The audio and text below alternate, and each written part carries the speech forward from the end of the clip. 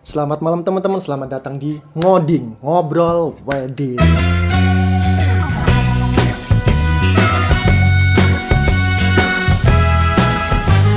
Jadi di sini kalau teman-teman eh, ngiranya ngoding itu adalah kita bahas tentang perkodingan, tapi tidak. Ngoding di sini tuh adalah ngobrol wedding.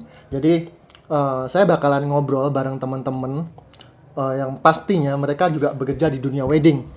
Mulai dari fotografer, videografer, MUA, WO, semua ya. Mulai dari dekorasi juga. Nanti kita bakalan bahas, kita bakalan ngobrol sama orang-orangnya langsung untuk ya mungkin bisa ngasih pengalaman atau mungkin ada sesuatu yang akan kita bahas biar teman-teman juga bisa dapetin sesuatu kayak gitu. Jadi di episode pertama ini aku bakalan ngundang tamu, salah satu fotografer hits di Banyuwangi, dan kita sudah terhubung dengan bintang tamu episode pertama kali ini dengan Pelo Fotografi. Selamat datang di Ngoding Ngobrol Wedding.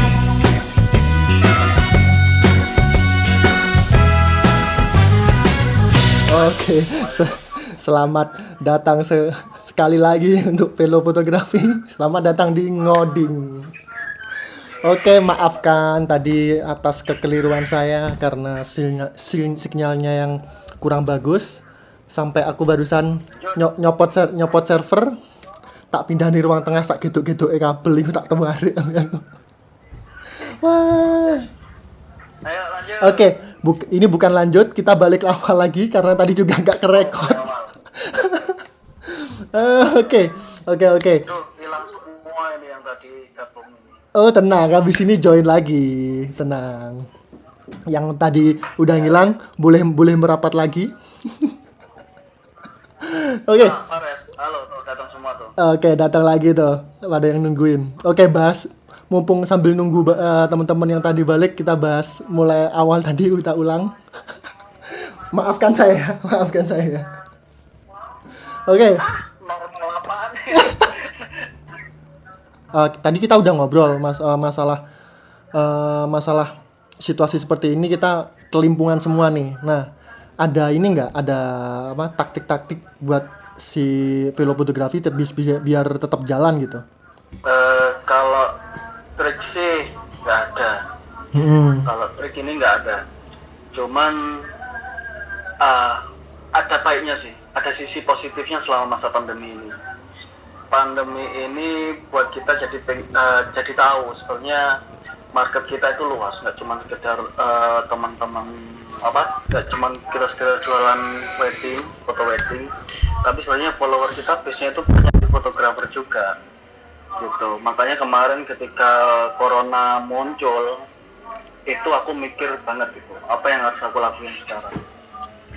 Nah, karena banyak banget DM dari teman-teman fotografer, Mas presetnya dijual nggak, itu mulai setahun yang lalu itu pertanyaan itu muncul. Cuman aku belum berani untuk ngelepas presetku. Akhirnya masa pandemi ini daripada kita nggak ada pemasukan, akhirnya ya aku jual, cuman dengan harga yang agak premium banget itu. Nah, waktu itu aku jual dengan harga 4 juta, ternyata laku, alhamdulillah. Cuman memang aku minta maaf banget sama teman-teman yang kemarin beli preset terus aku tolak. Bukannya aku pilih siapa yang boleh beli preset atau dari lokasi mana atau dari kota mana. Cuman memang ada beberapa dari teman-teman yang filenya masih belum matang dari sisi teknis pemotretannya. Jadi ada yang masih terlalu gelap, ada yang terlalu over di kulit, atau mungkin pakai flash yang terlalu keras juga. Jadi nggak rata. Jadi benar-benar kemarin tuh kalau nggak salah cuma tiga orang. Cuman kalau preset video, kalau trik sih nggak ada.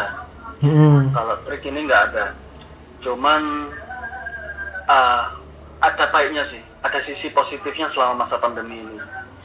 Pandemi ini buat kita jadi tahu sebenarnya market kita itu luas, nggak cuma sekedar teman-teman nggak cuman kita sekedar jualan wedding, foto wedding, tapi sebenarnya follower kita base-nya itu punya fotografer juga gitu. Makanya kemarin ketika corona muncul itu aku mikir banget gitu, apa yang harus aku lakuin sekarang. Nah, karena banyak banget DM dari teman-teman fotografer, Mas, risetnya dijual nggak? Itu mulai setahun yang lalu itu pertanyaan itu muncul. Cuman aku belum berani untuk ngelepas risetku. Akhirnya masa pandemi ini daripada kita nggak ada pemasukan, akhirnya ya aku jual. Cuma dengan harga yang agak premium banget itu. Nah, waktu itu aku jual dengan harga 4 juta, ternyata laku. Alhamdulillah. Cuma memang aku minta maaf banget sama teman-teman yang kemarin beli preset terus aku tolak, bukannya aku pilih siapa yang boleh beli preset atau dari lokasi mana atau dari kota mana. Cuman memang ada beberapa dari teman-teman yang filenya masih belum matang dari sisi teknis pemotretannya. Jadi ada yang masih terlalu gelap, ada yang terlalu over di kulit, atau mungkin pakai flash yang terlalu keras juga. Jadi nggak rata. Jadi benar-benar kemarin tuh kalau nggak salah cuma tiga orang. Cuman kalau preset video itu benar-benar aku obral biar si Yoyo ini punya saingan banyak nanti. Itu salah satu cara ya. Nah, tuh si Faris katanya, ajak aku Mas jadi timmu. Oh iya, kamu potensi banget, tapi aku gak enak sama si Ade. Oke, lanjut. Sebenarnya temu manten itu nggak menutup untuk si Ricky, Daniel, terus siapa, nggak cuman orangnya itu, siapa si Iqbal, si Bom, nggak cuman itu toh. Jadi aku lebih, siapa yang mau gabung ke temu manten, ayo welcome gitu loh, ayo semuanya. Jadi aku itu pengen pada suatu ketika nanti aku udah usia sekitar 40 tahun lebih, aku pengennya tuh kayak si Awi tuh yang Aksio. Aku cuma memanage masalah marketing, aku cuma memanage masalah quality, jadi quality control aja. Oh ini editingnya kurang gini, albumnya kurang gini. Dan nanti ada teman-teman di lapangan kayak Sipel, sekarang aku cenderung taruh dia sebagai editor. Jadi seperti itu. Nah, itu mereka freelance atau netep posisinya mereka tuh? Kalau sekarang sih netap, tapi tetap bayarannya freelance, jadi per job. Gitu. Ya beruntungnya gitu loh. Aku membangun relationship sama mereka itu sudah lama. Jadi kalau dibilang masalah loyalitas, alhamdulillah. Kalau misalkan tanggal segini ada jadwal nggak, Rek? Ada Mas, bisa nggak itu di cancel terus ikut ke aku? Mereka otomatis ya Mas, aku ikut sampean aja kayak gitu. Itu masih memungkinkan kayak gitu. Jadi alhamdulillah teman-teman yang gabung sekarang itu punya loyalitas yang tinggi. Oh sih, bentar. Berarti kalau posisinya seperti itu bisa dianggap tetap dalam tanda kutip seperti apa nih? Boleh ngambil job dari luar, tapi misalkan ada job dari temu manten, prioritas pertama harus temu manten atau gimana? Iya, seperti itu. Jadi kebanyakan teman-teman itu aku nggak batasin mau ngejob di mana, kayak mau ngambil wedding atau terserah mereka. Tapi ketika nanti ini sudah ada jadwal seperti ini, ya mau nggak mau prioritas utama tetap harus ada di temu manten. Gitu. Makanya aku sebenarnya kalau main fotografer saat ini tuh ada si Daniel sama si Ricky. Nah, kenapa aku cenderung pilih dua orang itu? Karena aku sudah kayak Ricky itu semenjak aku datang ke Banyuwangi, dia itu sudah ikut aku. Kalau si Daniel ini bawaannya si Ricky. Jadi kenal Daniel dari Ricky, terus Ricky sempat aku lepas, ada insiden. Dan kita kenal sebenarnya cuma gara-gara Ricky juga. Iya, kebanyakan semua fotografer di Banyuwangi itu kenalnya tuh dari Ricky. Untuk yang sebelah untuk yang Banyuwangi Selatan. Hmm. Untuk yang Banyuwangi Selatan. Karena posisinya Termasuk Ricky kan dulu sih. daerah rumah. Kenapa main fotografernya itu Ricky sama si Daniel ya karena sudah lama itu tadi akhirnya mau nggak mau ada beban moral di diriku untuk tetap pakai mereka. Jadi kan nggak mungkin kalau aku tahu-tahu mereka udah lama ikut aku terus pakai yang lain atau yang lain kan nggak bisa kayak gitu. Jadi harus tetap ada feedback positif buat mereka. Gitu. Oke. Kalau temu manten tuh cara kerjanya gimana sih? Dalam artian gini, cara kerja mulai dari ketemu klien, marketing, mulai dari yang di lapangan sampai editing sampai outputnya itu kalau di temu manten seperti apa? Kalau gini, temu manten itu sebenarnya ada SOP-nya. Cuman karena mereka ini udah ikut lama, SOP-nya nggak harus dijelaskan secara detail. Kayak si Ricky sama si Daniel kan udah tahu selera aku kayak gimana.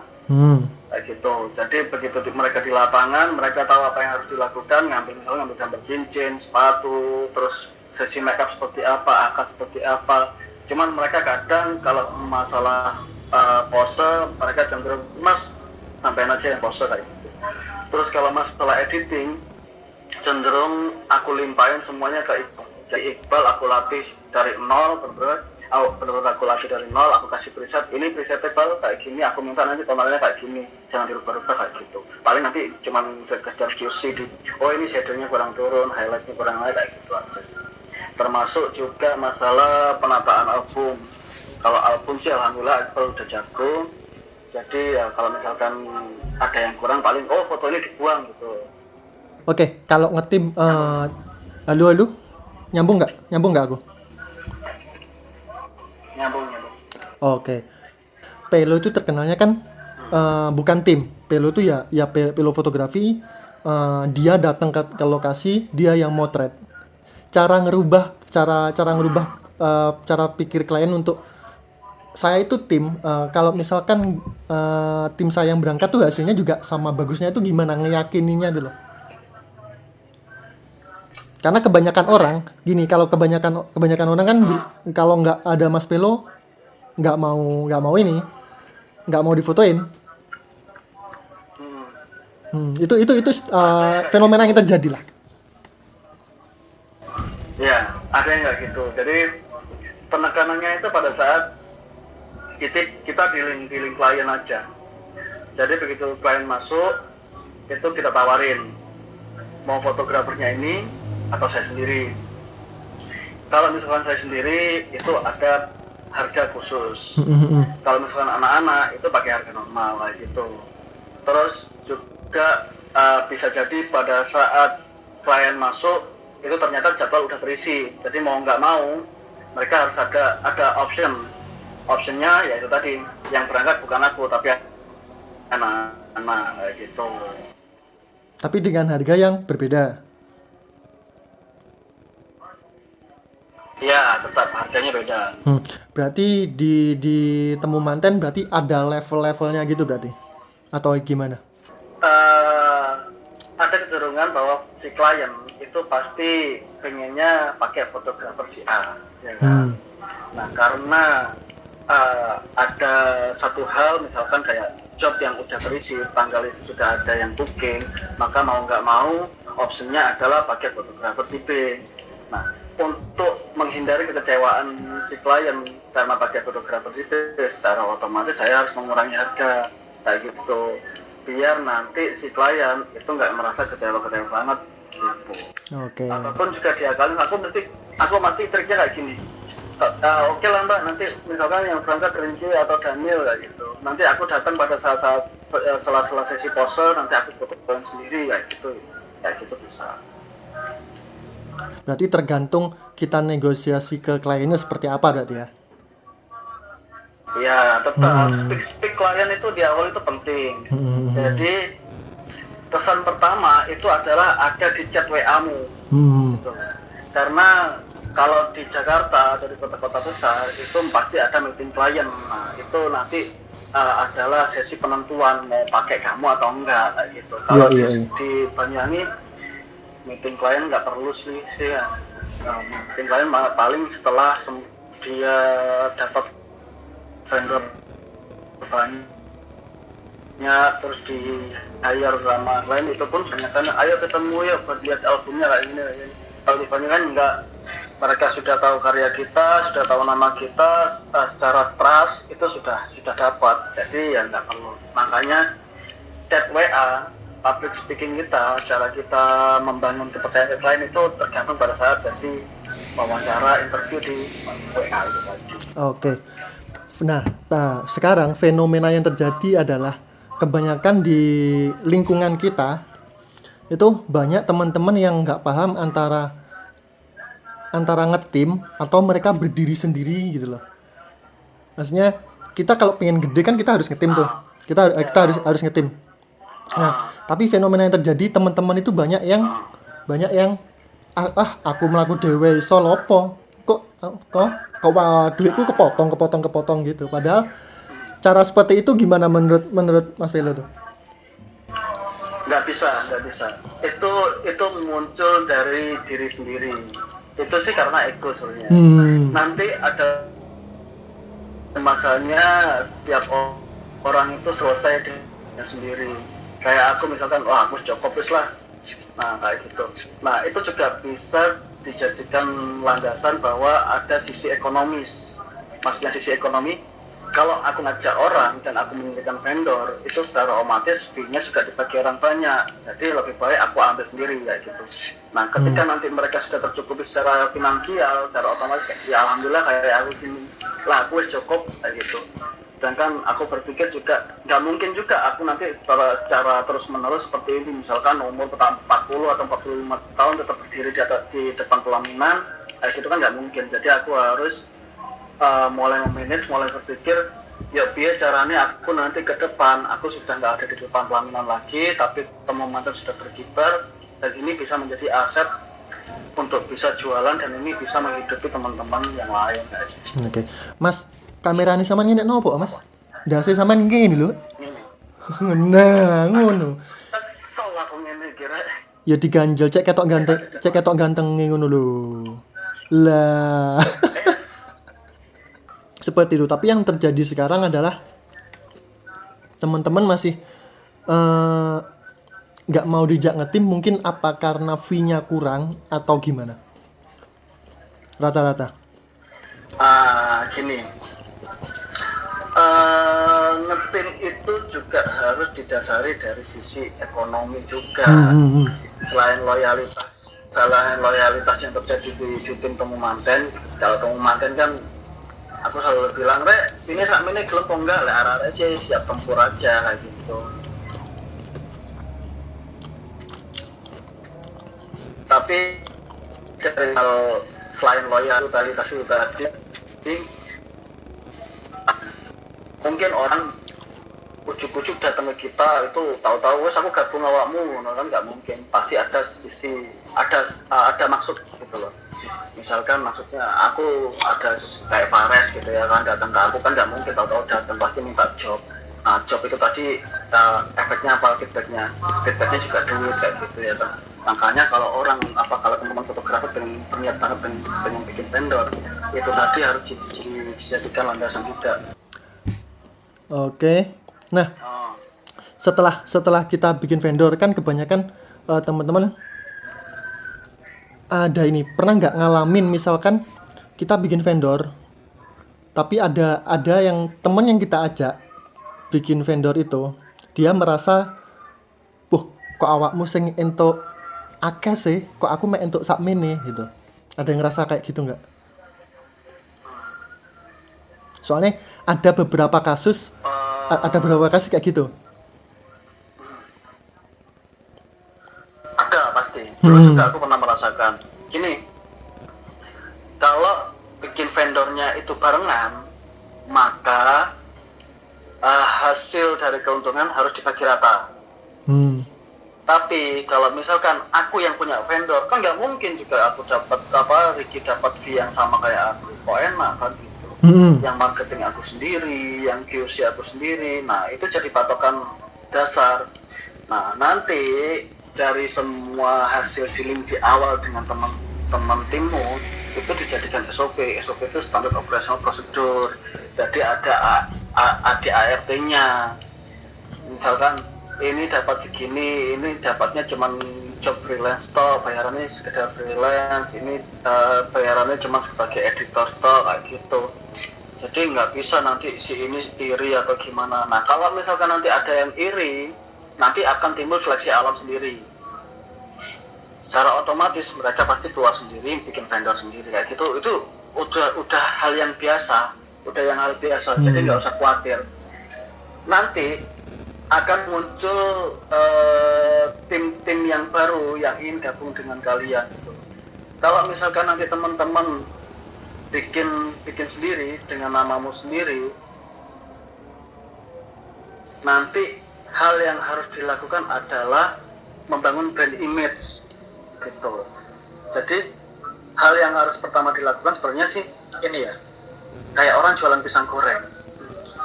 Orang jualan pisang goreng itu banyak loh. Nah, cuman orang jualan pisang goreng yang mana yang mau dibeli sama konsumen ini tadi? Pasti yang ada mereknya, kayak ayam goreng itu banyak di jalanan ya kan. Tapi orang lebih cenderung, oh KFC lebih mahal kayak gitu. Karena apa? Packagingnya bagus, brand awareness-nya bagus kayak gitu. Jadi belajar dulu marketingnya kayak gimana, bangun dulu trust, kepercayaan kepada klien seperti apa. Terus yang kita dibangun sebuah tim yang solid, kalau sampai nanti iri-irian. Terus misalkan sudah di booking jadwalnya, tahu-tahu mas cancel, aku ini buang orang-orang kayak gitu. Ya, nah itu salah satu problem yang banyak teman-teman alami kayak gitu. Jadi berpikir kalau misalkan aku diajak kamu kok upahku cuman sakmene gitu. Padahal mereka nggak mikirin nih cara nyari klien seperti apa, cara negosiasi ke klien seperti apa, cara membangun image dari awal itu juga ada harganya kayak gitu kan maksudnya. Halo? Iya lah. Kita ucuk-ucuk. Ya. Kita ucuk-ucuk sebesar kayak gini loh. Perjalanan itu panjang. Udah kayak aku di Banyuwangi udah 10 tahun. Makanya kemarin bikin bantuin judulnya 1 dekade ya. Berarti soalnya kebanyakan teman-teman pengennya tuh rata, sejajar semuanya gitu loh. Tanpa mikirin embel-embel di belakang kita sibuk-sibuk cari susah-susah cari klien dan lain-lain kayak gitu. Iya. Terus tapi ini juga sih. Kita misalkan mereka memposisikan kita sebagai bos, ya kan. Mereka misalkan ya kita ya ojo terlalu nemen-nemen lah, misalkan bayar freelance, bayar second shutter cuma harga segini ya. Misalkan apalagi kalau misalkan mereka disuruh motret sendiri, kita ada di job lain, terus kita misalkan suruh 2 orang ada di job itu sendiri, ya masa harganya sama kayak freelance second shutter, nggak mungkin. Berarti ada yang jadi main fotografer, ada yang jadi second shutter. Makanya misalkan kalau aku ada 2 job satu hari, aku selalu tempatkan 1 orang, kayak misalnya Ricky jadi main fotografer, terus si Denny jadi second shutternya. Nah pasti bayarannya beda itu. Misalkan si main fotografernya segini, terus si second shutternya harganya setengah dari main fotografernya kayak gitu. Terus nggak usah mikir rugi. Kalau misalkan kalian ada 2 job atau 3 job, itu misalkan sampai 5 job atau 10 job, terus selisih keuntungannya cuma 1 juta 1 job, tinggal 10 juta ya. Ojo kemaruk, ojo kedunian. Oke, halo. Kayak gitu. Oke, ngomong-ngomong soal tim, aku mau ngucapin terima kasih dulu. Tadi bumper yang aku upload tadi itu bikinan editorku yang baru. Jadi sekarang aku pun udah mulai kayak gitu. Aku udah kerja ngetim sekarang. Jadi nggak semua yang aku kerjain sendirian. Jadi aku bagi-bagi mana yang Reza ngedit, mana yang aku ngedit, siapa yang kerja di lapangan. Itu udah mulai seperti itu, karena kalau nggak seperti itu ya apa yang si Mas Pelo tadi bilang kayak gitu. Terus nih berkaitan sama kan kita banyak misalkan Semen ngetim yang berangkat bukan Semen sendiri tuh. Semen tadi bilang punya SOP, punya SOP. Ya. Mereka harus mengikuti SOP saklek mengenai karya nih. Mereka harus saklek atau apa? Saklek atau dia boleh idealis. Gini. Kenapa aku selalu tempatkan 2 orang di setiap pemotretan? Misalkan kayak kemarin selalu tak gandeng-gandeng misalkan si Daniel itu udah tahu banget aku kayak gimana kayak gitu. Terus si Ricky aku nggak bisa membaca si Ricky seperti apa, karena Ricky itu pengambilannya aneh dan unik kayak gitu. Jadi si Kenny rusak kemarin aku yo dia langsung DM dan ada aja ya Kim bubut lagi. Siapa sih itu? aku nggak pernah ngebatasin si Ricky untuk berkreasi. Jadi wes cupuan sakarepmu saapi menurutmu api, nanti tetap kan pasti ada seleksi nanti.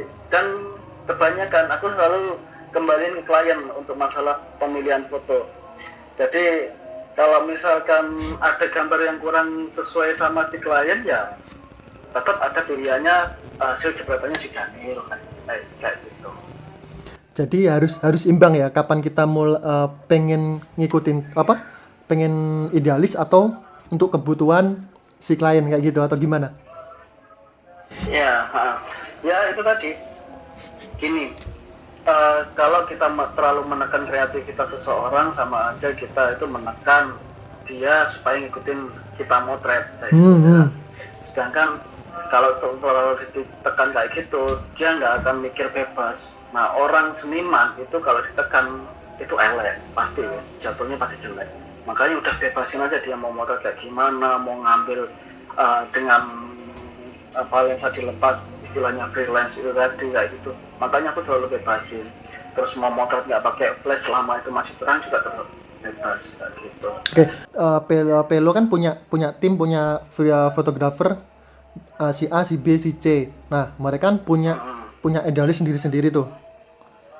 Nah, berarti mereka juga harus bisa motret sesuai SOP dan mereka boleh idealis mereka dikeluarin kayak gitu berarti kesimpulannya. Iya, bebas banget. Nah,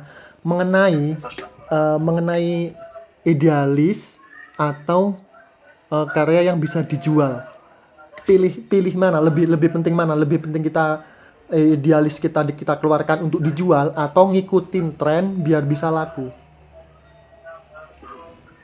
Kalau jualan kita ngikutin tren. Kalau jualan kita wajib ngikutin tren. Itu kalau saranku. Karena apa? Gini. Ini jadi sumber mata pencarian utama kita. Gitu loh. Kalau kita terlalu idealis, ya kalau kita punya sampingan, kalau kita punya sawah yang lebar, kamu mau idealis kayak gimana juga terserah kamu. Tapi kalau misalkan kita nggak punya sampingan itu tadi, ya tetap kemauan klien itu nomor 1 gitu loh. Membuat klien itu puas itu adalah harga mutlak buat fotografer, apalagi wedding fotografer. Nah, kayak sekarang nih fenomenanya adalah foto terang-terang, terus kayak di Bandung itu foto yang gelap-gelap. Nah, kita ikutin aja tuh setiap kota itu trennya kayak gimana. Masalah nanti mau bawa tren yang ada di Bandung atau Jakarta dibawa ke Banyangan, itu urusan belakangan. Itu ngaruh di ini nggak sih? Ngaruh di ciri khas vendor itu nggak?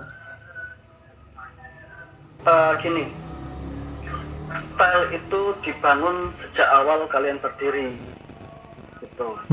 Jadi kalau udah jalan separuh jalan, ini ada satu masukan berdasar pengalaman pribadi. Aku basicku adalah foto terang-terang dari awal aku berkarir, gitu. Nah, ketika ada tren foto yang gelap-gelap yang ada di Bandung, aku coba masukin ke Banyangan, ternyata nggak laku, dan itu mengurangi penjualan, hampir habis-habisan itu nggak laku. Nah, terus aku balik lagi bawa tren terang-terang itu tadi, balik ke brand C itu, dengan tonal yang jreng dan ternyata naik lagi. Nah, beruntung sekarang itu ada vendor yang membawa tren baru, dia nggak terang nggak gelap dan itu disukai oleh banyak orang. Nah, makanya aku beralih ke brand lain dan aku kulik warnanya dan alhamdulillah dapat. Nah, sekarang penjualannya alhamdulillah lagi naik lagi ya. Jadi harus bisa manage kapan kita harus idealis, kapan kita harus jualan berarti ya. Iya, nggak apa-apa kayak gitu. Jadi kayak Ricky gitu, dia mau jualan idealis, tapi aku bilang ke Ricky, tonal seperti itu dibawa ke wedding di daerah kita itu kurang masuk karena ciri khas make up yang ada di Banyuwangi itu beda kayak yang ada di Bandung sama yang di kota-kota besar dan kliennya itu nggak sama. Jadi ya harus kondisional lah, kita harus adaptasi dan bisa menyesuaikan diri dengan apa yang ada di Banyuwangi. Oke, itu ngaruh nggak sih, maksudnya banyak teman-teman fotografer yang fotonya bagus tapi nggak laku, atau itu ngaruhnya di situ?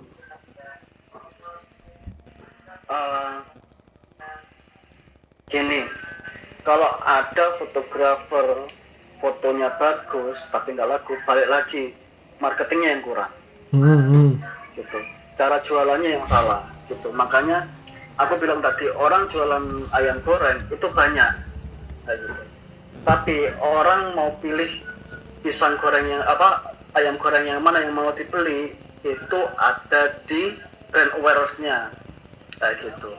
Ayam goreng crispy itu banyak banget di jalanan, tapi orang cenderung memilih KFC meskipun itu mahal. Karena apa?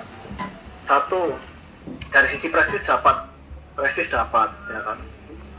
Kenapa Pelo sampai sekarang itu masih diperhitungkan atau Thermometer masih diperhitungkan?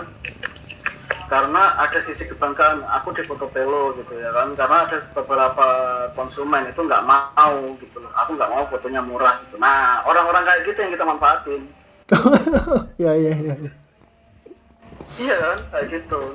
Terus misalkan dari sisi kepercayaan juga, trustnya gitu. Kayak aku tadi bilang, foto nang Pelo itu gampang golekannya. Nah, misalkan waktu jadi kan gampang golekannya, studio ini pinggir jalan dari nyegat area misalnya harapan studio kan kayak gitu juga bisa gitu. Jadi brand awareness, trust itu juga penting kayak gitu. Nih ada si komen yang nyambung sama omongan yang barusan ya. Kalau saya sih pakai style sendiri, jika ada referensi baru kita bumbuin di referensi terbaru, bener nggak sih? Oke. Ada style sendiri itu wajib, makanya aku berdiri awal itu bikin karya sendiri dengan ciri khas sendiri. Jadi orang tahu, oh ini fotoannya Pelo, oh ini fotoannya Capang, ini fotoannya Saifuddin, ini fotoannya Riki, ini fotoannya Iki. Orang udah pasti tahu. Nah, jadi kalau kamu jadi fotografer, kamu harus jadi trendsetter ya. Bukan trendsetter sih, kalau trendsetter itu sudah banyak. Top mind kalau dia di bahasa marketing itu top mind. Jadi fotografer foto Pelo, foto Saifuddin, foto Capang, itu namanya top mind.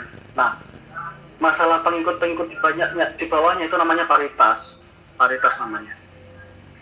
Nah, produk paritas yang peniru ini itu nggak akan laku, susah untuk laku. Oke. Nah, kebanyakan teman-teman mikir bahwa karyanya diulik terus tapi tanpa ngulik di masalah marketing sama penjualan mereka. Jadi makanya tadi muncul aku bilang tadi, banyak foto bagus tapi nggak laku kayak gitu loh. Karya terus yang dikulik tapi sisi marketingnya mereka juga belum dikulik kayak gitu. Kan jadi problem akhirnya. Oke, maaf teman-teman, tadi sinyalnya kurang bagus di tempatku. Jadi oke, kita masuk di segmen terakhir, bacain komen dan pertanyaan teman-teman yang bisa dijawab oleh Mas Pelo ya. Ini yang aku inget sama yang aku screen capture dari story kemarin.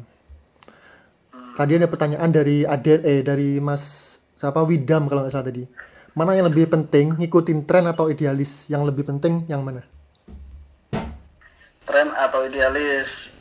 Kalau misalkan kamu punya sampingan, punya sawah 5 hektar, idealis nggak apa-apa. Idealis tidak apa-apa. Nggak apa-apa. Nah, Tapi kalau kamu jadikan wedding fotografi sebagai apa itu penghasilan utamamu, pekerjaan utamamu, lebih baik kamu ngikutin tren aja. Nah, itu. Karena gimana pun juga selera yang ada, tren yang ada itu udah jadi selera konsumen, kayak gitu. Jadi kalau kamu mau melenceng dari selera konsumen yang udah ada, kamu butuh waktu yang panjang untuk bisa membrainwash konsumen-konsumen yang ada di daerah kamu supaya ikut dan suka sama karakter kamu ya. Ralat dari Mas Widam, salah pertanyaannya tadi, tren atau bikin karakter sendiri? Aku salah sebut aku. Itu dibenerin sama orangnya. Nah, ngikutin tren atau bikin karakter sendiri tadi pertanyaannya. Ya sama aja sih soalnya. Kalau misalnya punya sawah 5 hektar ya nggak masalah. Sama ya, intinya sama ya. Bikin tren baru kayak gitu. Tapi butuh waktu yang panjang kayak gitu. Kalau mau buat ngasilin duit. Tapi kalau misalkan mau instan ya ngikutin tren aja. Cuman gini, ini tak tambah sedikit.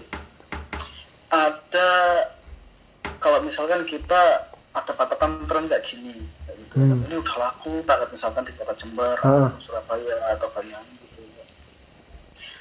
Terus kita ngikutin itu. Nah, kekhawatiran yang paling mendasar adalah fotonya terlalu melo IG. Akhirnya kita nggak punya identitas sendiri kayak gitu.